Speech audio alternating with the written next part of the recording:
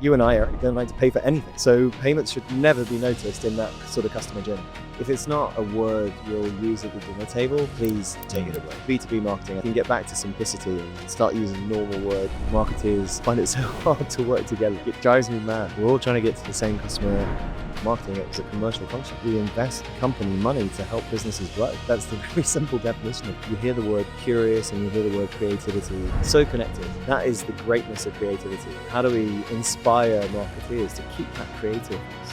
We are a challenger brand in our sector, much smaller than some of the global payments businesses that we compete with. I learned more at BlackBerry than any other stage of my career.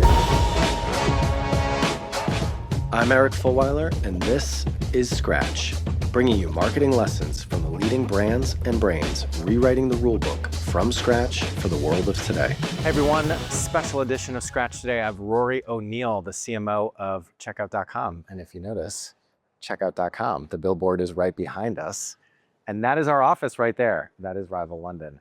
Serendipity. But I actually sat down with Rory at South by Southwest London and had a spontaneous conversation. Neither of us knew that the interview was going to happen until about 15 minutes before, and we completely winged it. There was no script for this, but Rory is a fascinating, and the experience that he has is incredible in technology. So he comes from BlackBerry. He was the head of marketing at BlackBerry. I asked him to tell me a story about marketing at BlackBerry, Samsung, and then got into the world of payments, built a very successful challenger brand in payments, and I was doing the same thing at Checkout.com, one of the biggest brands that you probably never heard of. This is a business that powers a lot of the payments for some of the biggest companies in the world, that has been the invisible brand until now, and Rory is now taking them on a consumer marketing spend and spree here in the UK, but also going big in the US to make them a brand that you have heard of.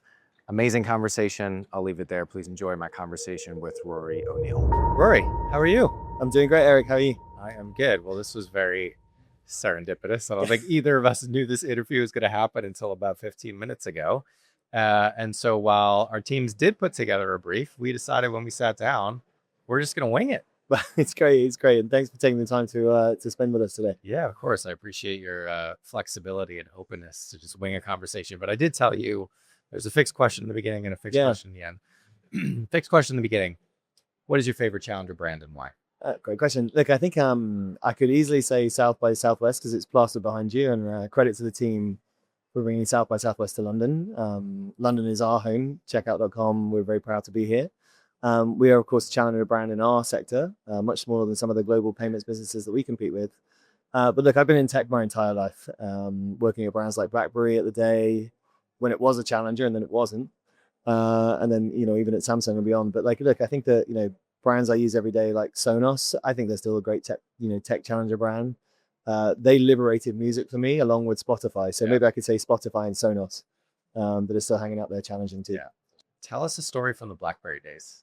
Oh my goodness. It's a great one. Look, I mean, a lot of people ask me what happened at BlackBerry? What was the thing on there? Look, I think the first thing I'd say is Apple and Samsung were very good. Yeah. Let's be honest. In that sort of sense. But look, I think there's much been written about it. There's lots been filmed about it. Yeah, you won't believe who played me in the movie, Eric, but and that sort of sense. But look, I mean, I think that BlackBerry grew so fast, so quickly. And ultimately, it was a talent question, right? BlackBerry had 18,000 people worldwide, a lot of them, in the district of Waterloo, Ontario, fantastic people, but, it was a market that moved so quickly. It was growing at hundreds of % a month on month, and the whole smartphone wave just, took over great. So I learned more at BlackBerry probably than any other stage of my career. It was a tremendous place to work. Loved every minute of it, and learned an awful lot. Yeah, that's awesome. All right, there are some, many interesting things about your background. I'm sure we could spend a whole podcast talking about, but of course we want to talk about Checkout.com. So for people who aren't familiar with the business of the brand, can you give us an overview on what it is and where it's at right now? Yeah, Checkout is a global payments provider, and we process payments for some of the world's largest digital brands. So our customers are Spotify, eBay, Uber, Pinterest, HelloFresh, TikToks. And the problem we're trying to solve for them is when you put your card in a machine, Eric, 99.9% of the time worldwide, it will work these days. When you use the same card online for exactly the same goods and services, that acceptance rate can drop to about 80%. So if you're processing millions or tens of millions or hundreds of millions or billions of dollars online, that acceptance rate, chasing one basis point can mean millions and millions of dollars. So what Checkout does is uses AI, data science, machine learning to optimize payments, making sure that payments data transactions are successful so that our customers have the highest possible acceptance rates in payments that they have globally. And we have to do all that and be completely invisible because you and I, Eric, don't like to pay for anything. So payments should never be noticed in that sort of customer journey. And so I guess a few questions come to mind within that. The invisible brand, essentially, right? The brand behind the curtain that's making it all happen.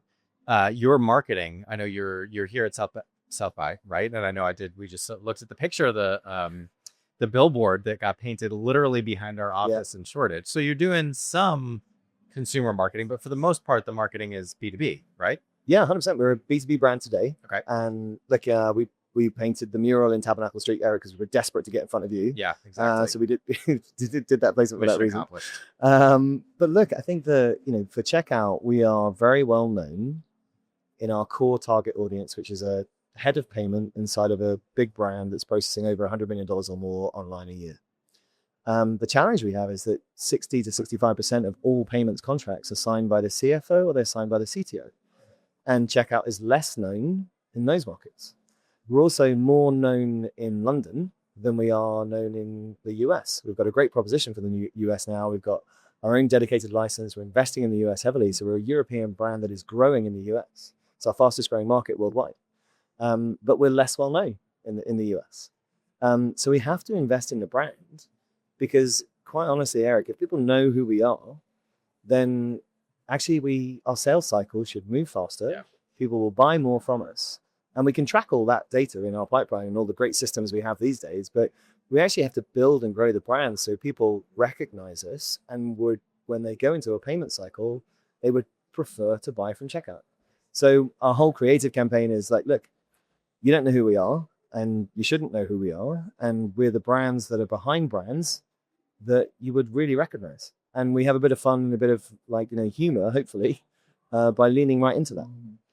So we do this series of CMO roundtables, which now that we know each other, you should definitely come to one because we do them in London regularly. But we did one in New York back in March, and the head of research at LinkedIn came to it. He was talking about some of the research that they've been doing, obviously on kind of B2B marketing and sales. And to get the stat right, it was something like the brand of the business that is known to all of the buyers in the room is 20 times more likely to win the contract than the one is not. Amazing. And so, it's the classic kind of nobody got fired for hiring IBM type of mentality, right? The fear of messing up versus the fear of missing out. Okay, so what is that? Let's talk about the US then. Let's double click on that. What is the strategy or I guess you're already growing really quickly in the US, but there's a lot of opportunity for you. What's the marketing strategy for the US? Is it only B2B? You're doing consumer as well? How does that all fit together? Yeah, it's only B2B. But look, I think the reality, when we looked at the media profiles of the people we're trying to reach, and we have a disproportionate need to reach people in New York and San Francisco. It's just where our target map is set. The C-level executives or the executives we're trying to reach, they're on the transport networks. They're going to industry shows. They go to South by Southwest in London. They'll go to obviously Austin. They'll go to Tech Week in New York. They hit these kind of events and they hit the transport networks. So what we tried to design was like a high impact media buy that would really blitz transport networks of key cities when major events were actually in town. And like everybody, we film all of our out of home. We put it all in digital. We use that in our retargeting and in our performance marketing to make sure the contacts we're trying to reach and the accounts we want to try and reach are actually getting to look at the adverts. So yes, we pick them in high footfall, high impact areas like, we're on Times Square this week. We've got spots at the World Trade Center, like amazing 100-foot out of home where you wouldn't normally see a B2B brand, but we're after that executive buyer. We want to make an impression there and we want to capture all that stuff that looks amazing. And then actually it just looks higher impact when we use it in our digital performance marketing.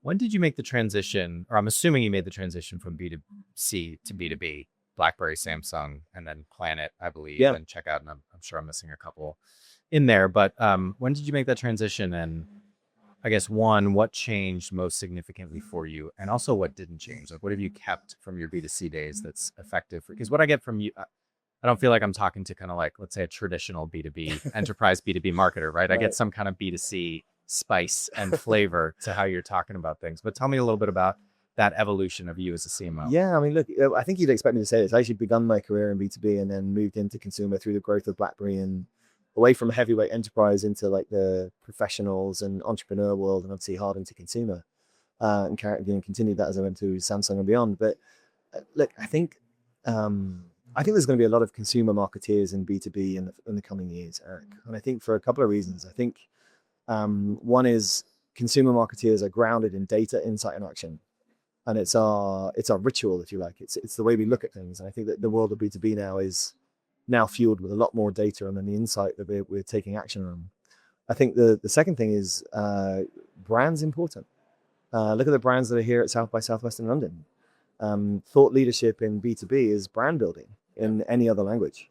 And then the third thing I think is just I find fascinating is the level of performance marketing in B2B versus the level of performance marketing in consumer. I mean, like, Eric, it was 10 years ago, I was buying ads on Facebook and there was 4,500 ways to buy them. These days, if you're a level of personalization in B2B is like, hi, Eric, you're the CFO of a company, would you like to buy a photocopier? You know what I mean? It can be that basic. The outreach can be that basic. So I think for those reasons, the data, I think the brand building, and I think the performance marketing skills of consumer marketeers can be very powerful in B2B. And then what is different, I think it's fascinating to understand, is when you're selling to a consumer, ordinarily you're selling to one person, or you're selling to a consumer, or you might have a shopper that buys on behalf of that consumer. In B2B, you have complex maps of stakeholder relationships. And how does the CTO influence the CFO? How does the recommender of a payments decision influence the technology buyer? So that's super exciting to me. I think that map of influence is really, really interesting. And it's clearly different from the consumer world. But understanding how that happens is critical. And you're right. Like, I mean, the LinkedIn data is very similar to data we have. Like, when B2B buyers go through their cycle, 95% of the time, brands or vendors that are on the day one top 5 list are the brands that win the deal. So brand preference is the most important thing when buyers are spending 60% of their journey before they even contact a salesperson at any brand. So I think that for that reason, and the way that people do their research now, which is only going to be compounded and amplified with the LLM world that we're going to live in, brand matters. Well, I, for one, welcome it. As a former B2B, or I guess in a way I kind of am a B2B CMO.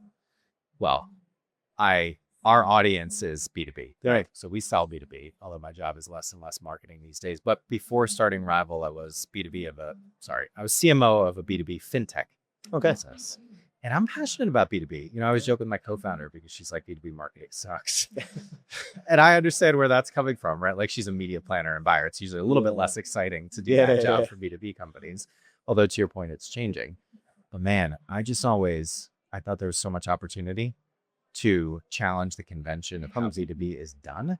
Because, to be honest, like, if you oversimplify it, so many B2B businesses are sales-led in how they think about growth. Marketing in many of those organizations is a support function of sales. And so it's kept the bar low in terms of what B2B marketing is. And so you bring a little bit of consumer, a little bit of humanity, a little bit of creativity to the world of B2B. And it really blows things up. It can pop. And I think I think that's why we try and stand out in that way. I mean, I think there's so many brands in B2B or in the payment space that was promised, seamless payments where with one single API on a global platform and all these, let's be honest, blah, blah, blah words that people don't understand. I think you can cut through and make a big impact just by showing up and being real. And look, I think that, the team at Checkout has done an amazing job working with teams worldwide, to go back to guys, what are we really going to stand for? What is the purpose of this brand?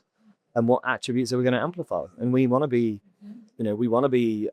seen as a very expert brand because we have deep science in what we're doing. We know that we want to be unconventional. We want to turn up in places that people wouldn't expect us to.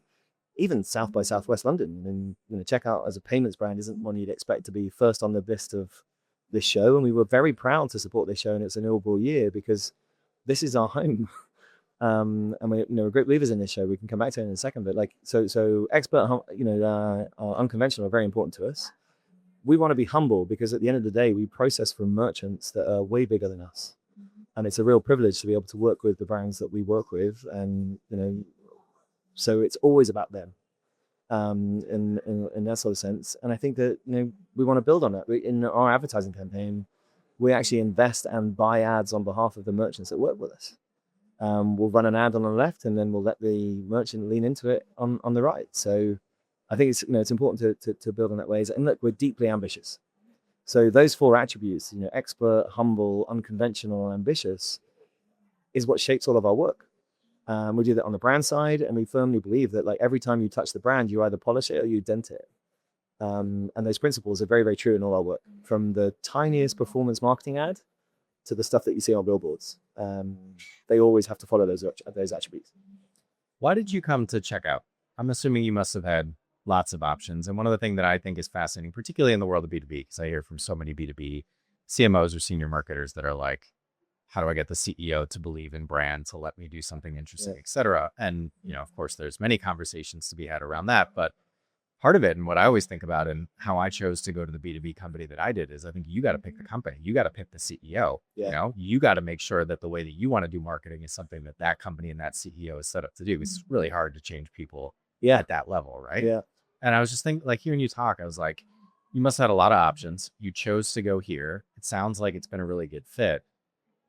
Thinking about our audience, what was kind of the process you went through to decide, yes, this is the right fit for me? Oh, that's a great question. Look, I think the one thing I've always harbored is, we spend, there's 2 things in life we spend a disproportionate amount of time on before we make a decision. And one of them is buying a flat, probably in London or Boston, where we originate from. But in London, you probably get 12 minutes to see a flat, and you're committing yourself to a 25-year mortgage. So that feels a bit odd. And then the second one is a job process and a job interview. You might get 3-4 hours with a team, and then you're going to sign away your life for the rest of the 5 years and gonna give your hours and energy to it. So I think one of the things that I always spotted at Checkout was it was a robust interview process, and I spent a bucket load of time with the team. And I think that I hadn't worked with a founder directly previously. And Guillaume Pizaz, who's our CEO and founder, founded the company in 2012. I think remarkable individual for sure. And I'm sure he won't mind me saying, but I think that when you get close to a founder, you have this authenticity of the person that uniquely reflects the brand. And I think there's something super exciting about helping a founder tell their story, and try and scale it with some of the brands that I've worked with in my previous and in my career. So I think that was super exciting. I also think that, payments, I got into payments after I left Samsung and into Planet. And payments at the time felt like the mobile phone industry of 2008, right? It was so obvious that the world of payments was going to go digital. It was all going to go on our phones. So when I started at Planet, I was fascinated with the payments industry, and I fell in love with it because it's super complex. It's super difficult. It's always changing. It's highly regulated. It's fragmented as you go around the world. And as a marketeer, you sit there and go, one of the great things about our space in tech is, this isn't brown sticky liquid in a red can and brown sticky liquid in a blue can. These things do things for companies. They do things for people. And I think getting that balance between the brand and the product, product marketing, and making sure you tell that story really well, is something that's fascinating. So it's some combination between the market, and then I think you're dead right, the CEO that you work with. And I'm very fortunate that I think you get a unique sense of a brand when you're working with a founder. Great answer. So I mentioned when we sat down, our focus and the focus of this podcast is understanding the playbook of challenger brands. Samsung, maybe not a challenger, but Planet and what you did there, a challenger taking on the incumbents in a different portion of the payment space. And now Checkout, definitely a challenger taking on some of the big incumbents in the space. How do you think about the term challenger brands and challenger marketing? What does that mean to you? Gosh, that's a great question. I think it's about defining the category norms and really sort of trying to find a new edge to compete, in that sort of sense. So we compete with amazing brands in our space, and they're really, really good at what they do, and good for them. And I think that they've established, category norms that honestly we shouldn't compete against them there in those domains. So for us, it's about picking a focus area. We only do digital payments. We only try and solve this one problem for our customers right now, which is optimizing digital payments and making sure those acceptance rates are as high as possible. Our competitors will be in 3 or 4 different product lines. They'll be in 3 or 4 different business lines. They'll be in 3 or 4 different segment areas. They'll be probably more worldwide than we are. Right now, that focus is really helping us generate profitability from the core business. And then the levels of that we build out from that is then number 2, and this is really important to the team, is we then think about the human operating system that supports that business. And I think as the company grew very quickly after COVID, we probably didn't put enough attention on codifying what we required from team members at checkout, where we were going with checkout, what the vision was, and what was really needed on that kind of like exchange of beliefs between employee and employer. And we spent a ton of time like on the performance culture and what it takes to get ahead and the types of people that we want to work with at checkout and those kind of pieces, investing in communities and all those pieces.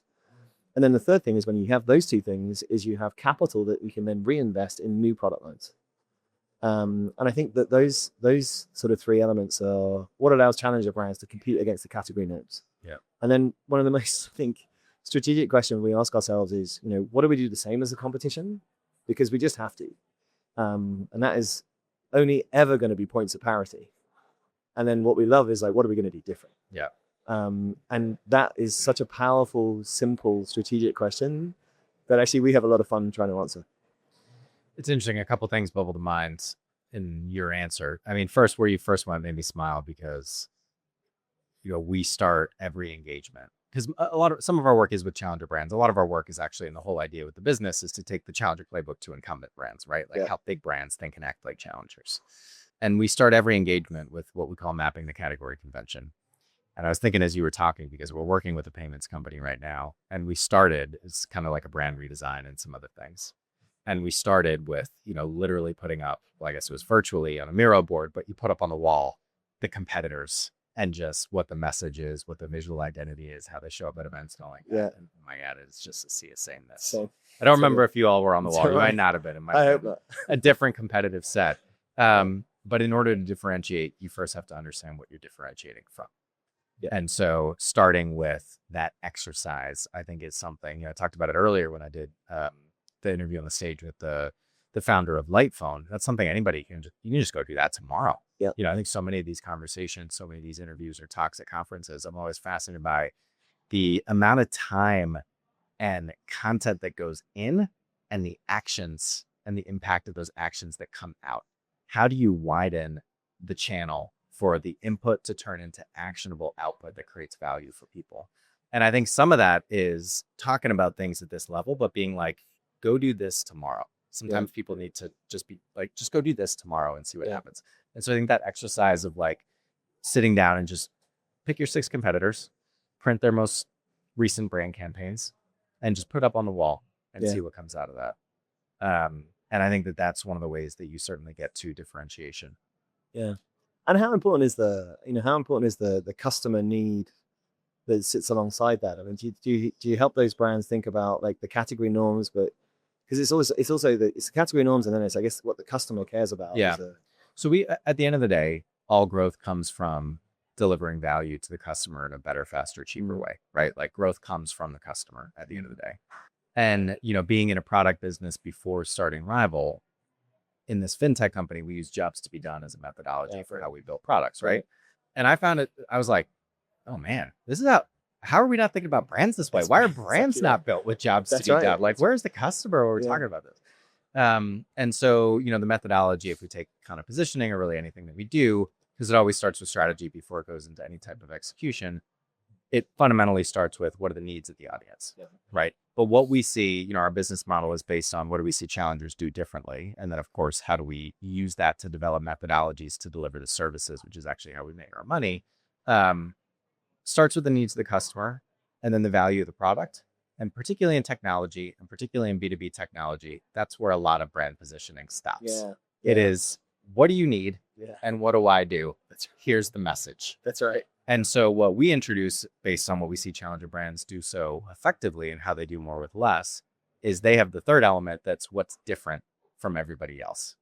And depending on the category, depending on the business, that gets dialed up or down to be either the primary message or the secondary message or whatever it might be. But it's really how those three things come together. Yeah, it's such a useful framework for people to think through. And it's like it's funny, when I was at Samsung, I worked with a wonderful CMO, David Lowe's, who was ex Unilever. And David sort of brought wonderfully simple language to like the way we were thinking about things. And one of the things he used to write on the board was like, guys, what is the job to be done? Yeah. And of course, like it was very novel for us at the time, but it's like, no, guys, like, who are we going to get to do what, how, where, and when? Yeah. And there isn't a single media plan or marketing campaign that can't be just sharpened if you're really precise on the job to be done. Yeah. And that's the thing. So we use the language at checkout all the time. We have 3 major jobs to be done. We've got anybody that's in market, we've got to make sure that they want to choose checkout. Anybody that's not in market, the next time they do, we want them to put checkout at the top of the list. And for those that are existing customers, we want them to grow and we want them to buy more products. And that simplification of the marketing process, I think, just helps marketeers get greater currency in the commercial motions of the business. Yeah. And that helps us get to the lingua franca of the organization. So we're not talking about, likes or posts, or we're talking about the actual way that the business is run. And that's where marketing has to sit. That's our 100%. seat at the table. We did some research last year on the future of the CMO role, and actually we're kicking off the iteration of it for this year now. But that's really what it came down to, interviewing all these CMOs and CEOs and VCs and private equity, and kind of like, why is it the lowest tenure role in the C-suite? Why is it that only a very low single-digit percentage of Fortune 500 companies have a CMO on their board? Like all the headlines, why is it? And fundamentally, what it comes down to is like the role of the CMO is not marketing. The role of the CMO is growth. Marketing is a means to an end. 100%. And too many marketers, and to be honest, too many CMOs, certainly too many agencies, Yeah. are marketing for the sake of marketing as I agree. opposed to marketing for the I sake agree. of means. Yeah. Yeah, exactly. No, I agree. And look, I think it's at the end of the day, like last time I read a book on marketing, it was a commercial function. Yeah. And there's very many definitions of marketing out there, but we invest company money to help businesses grow. That's the very simple definition of it. It's always been our output. Yeah, 100%. Tell me about one of your pet peeves in marketing. Gosh. I had a feeling you might have a few. Something because I'm old and battered in these days. So I think it's the shitless words, the frictionless, sameless, seamless rather, and things that just like if it's not a word you'll use at the dinner table, please take it away. I think particularly in B2B marketing, I think we can get back to simplicity and start using normal words, and I think we'll actually find ourselves a lot more interesting. Yeah. In that sort of sense. Can I just build on that real quick? Yeah. I was thinking about this in your previous answer as well, and so I'll call it out now. It's so interesting, the future of the CMO research, even just the whole premise of rival and challenger brands and the future of marketing that's here but not even yet distributed. Yeah. The dirty little secret about that is like, it's really the past of marketing. It is the basic fundamentals just done really well. 100%. And it's also interesting if you look at, not to sound dramatic, but like brands that have lost their way, or, when we're brought in or a new CMO is brought in to like reposition the brand to get back to growth and things like that. Often what they do is they strip things back. Yeah. They go back to the basics. They're not adding new things on. And so much of this stuff, and I find it so interesting and in a way ironic that we're having this conversation at South by Southwest that's all about innovation and creativity and technology and all that. The more things change, the more they stay the same, right? And you need to understand innovation and disruption, right? Yeah. But you cannot let that distract you or pull you away from the fundamentals of what marketing is, because that will never change. And also what your business and what your brand are, because that will change, but it should change in an intentional way. Yeah. And oftentimes I feel like these brands and these businesses and these marketing departments, one of my favorite, seems like we're vibing a little bit on kind of like using product terminology in the marketing world. So I'll throw another one at you. I love the term marketing debt. Yeah. Like technical debt. That's right. I think marketing debt builds up within organizations layer by layer, and then you're stuck years later with this kind of approach to marketing that was fit for purpose for 10 years ago, but no longer fit for purpose for now. So anyway, I know that I'm asking you the questions, and I just shared one of my pet peeves. No, that's right. But I think the simplicity and the basics is, there's so much more opportunity there. It's not sexy. It's not as exciting as like, rolling out the next AI pilot or whatever. But it's often, if you're focused on growth, it's often where a lot of the answers are. 1,000,000%. The industry's or CMO's response to that sometimes is super interesting. It's like, we try and reinvent ourselves and we change our titles. Like we're a relatively young profession. The reason that people don't understand us is sometimes we keep changing our titles and we keep embracing all these new ways and new things instead of, actually, to your point, we're marketeers and we're about growth. That's all we need in our titles. In that sense. So it's like, guys, that's the territory you're in. That's the currency you have in the board conversation. And why, people like us always feel so passionate about marketing is because it's this unique ability to take knowledge and insight of the customer and to create work that drives them to do something different. Like we are both logic and magic in everything we do. And I think that's why it's, I try and persuade as many people as I can to get into marketing. And definitely stop calling it things and then stop calling it new names, right? It's not about the title. It's marketing, right? And be proud of it and be proud to be a marketeer. And you'll hear things like, very often in the boardroom, in around VC tables, oh, well, I don't understand marketing. It's just, there's a dismissive response to like, I don't understand the world of this that's over here that I don't really understand the vernacular. That's the marketeer's fault because the marketing department should be understood. Yeah. Right? They should be understood in not so sense. And then I think the only other thing I was always baffled me, Eric, and maybe you've got some better ideas on it than I have, but I've often found sometimes marketeers find it so hard to work together. Like it drives me mad. Like, it's like we're all like, we're all trying to get to the same customer. In our world, we have to be completely integrated to get seen and heard, right? And like, it was a noisy world 10 years ago. It's going to be a noisier world in 10 years' time, right? And I think that like fiefdoms that are created inside of marketing where a team owns a budget and owns one project and doesn't go out on multiple channels and it, only stays in one lane. It's like, guys, it's never going to get heard. And like, we've got to join all that stuff up. And somehow I think getting marketers to realize that we've spent many times in many technology cycles.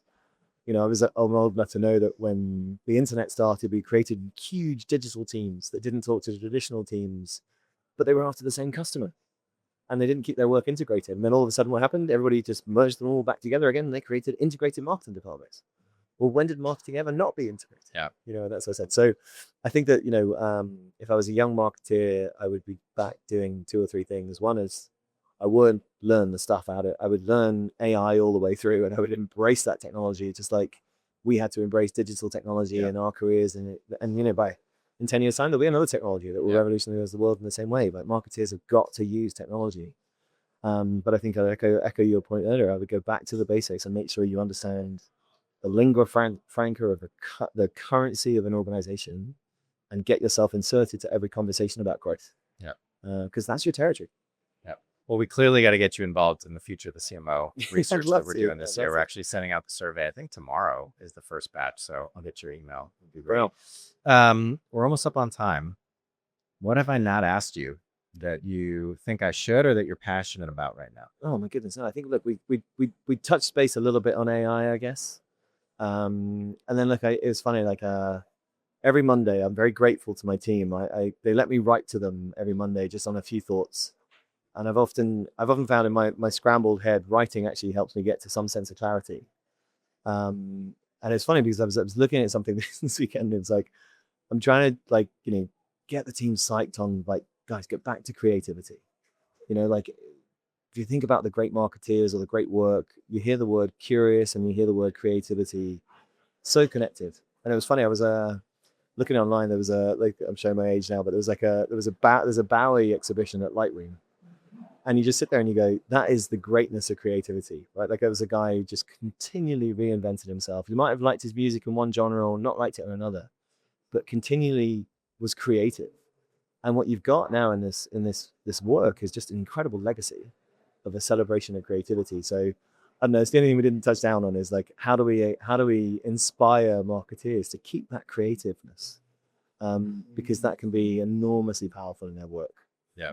This should always be really precious of, is this work as creative as it can be? If it's not, put it in the bin and start again. Yeah. So we put out a piece a few weeks ago on kind of like our first principle point of view on AI and marketing. It's called the AI Marketing Marathon.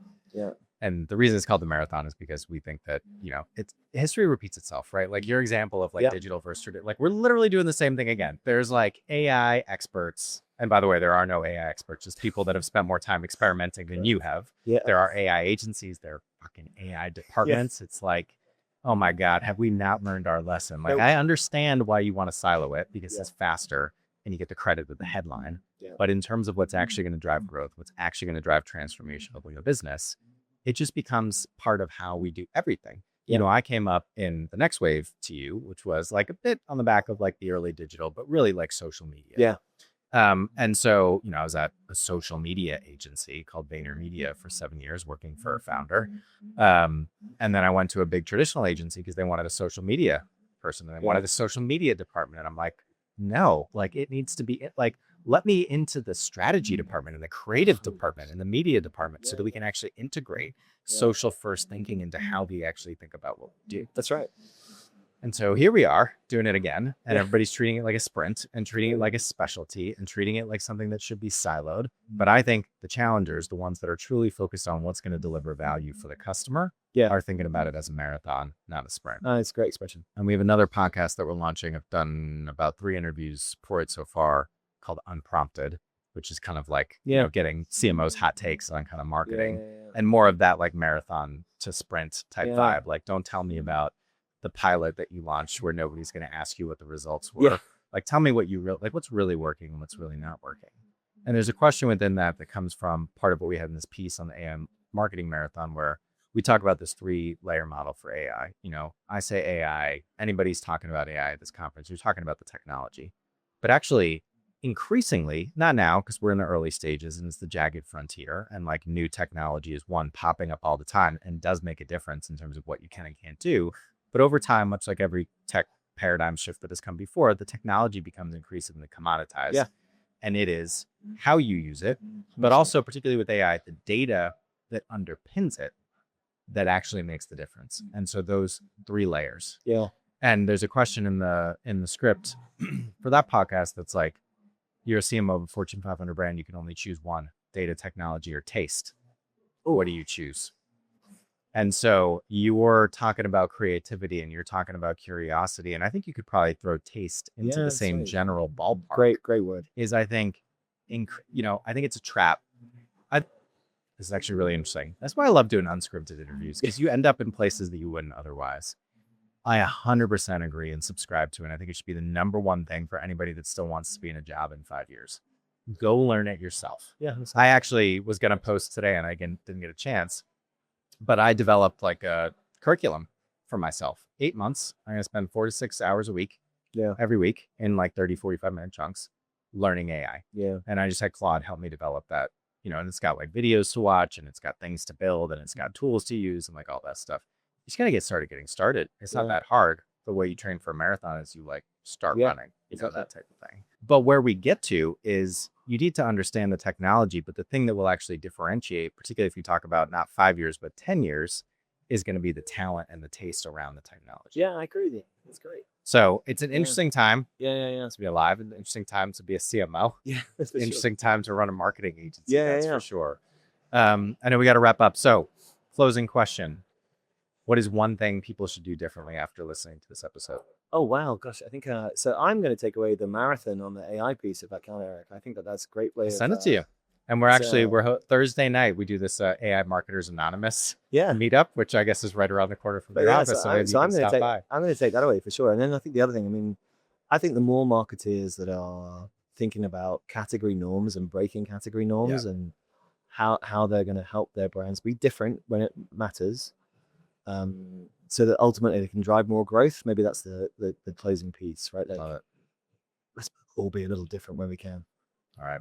Well, thank you so much for this impromptu but very exciting and illuminating conversation. I appreciate it. Thanks, Eric. Really nice to meet you. Scratch is a production of Rival. We are a growth consultancy that builds challenger brands, strategies, and capabilities to disrupt categories. If you want to learn more about us, check out wearerival.com. If you want to connect with me, email me at eric@wearerival.com or find me on LinkedIn. If you enjoyed today's show, please subscribe, share with anyone you think might enjoy it, and leave us a review. Thanks for listening, and see you next week.